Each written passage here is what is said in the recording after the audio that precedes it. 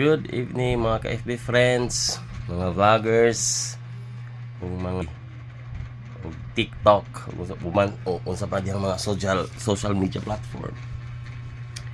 Ay, Ginoo ko. Puyo in taon ko karong gabi na guys kay naglain jud akong lawas for so many days nga na ako sa gawas no, then mainitan, maulanan. Kaya noon sa puning kalibutan na to karon nga di naman matagna. Ano sa muinit, ano sa ulan. Kaya na usahay nga iniglakaw nimo pagkabuntag, dagum kayo. So, expect na tang nga mula ni. Ayos Ginoo paglakaw na to dahil guys taod mga alas 12 ning bagtik ang init. So, agi pa ta kapangandam. Nga na po usahay nga pating inita pagkabuntag, pagkahapon ulanon. Di bati oro kagyapon. Kalintor lab. Karon muna akong gibati for so many days nga sikog lakaw niya nako sa farm, sikog kaulanan, sikog kinitang gikitang kaso ko, sipod ko lalo kamati, pero soko lagi apon birada lagi apon tani, birada kapsul lagi apon. Kamo kumusta mo diya sa kong mama ug papa dayon sa Davao? Susma pasensya jud kay mo, wa jud kadto diya ruma kay perti naglaing ko lawas ma wadto man yuta ko diha sa akong mga igsoon sa nasa abroad. Kumusta mo diha pag-amping mo kay pati usuha sakit karon.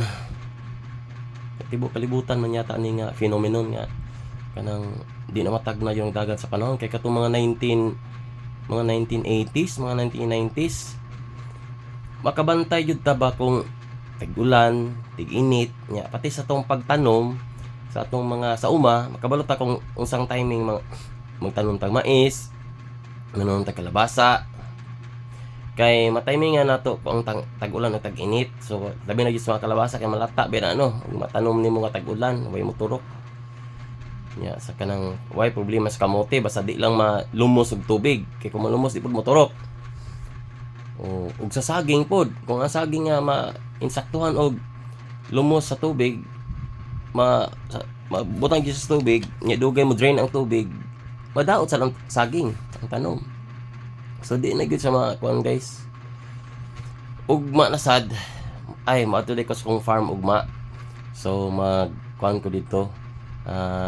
Mag-harvest siguro ko. Tanaw na ko kung nay bunga ang palm no. So basig maka-harvest ko ginagmay atong panginabuhi, magpalit atog bugas. Kaya wanay kwartas man bajelan ana. Pobre pa sila gang paut.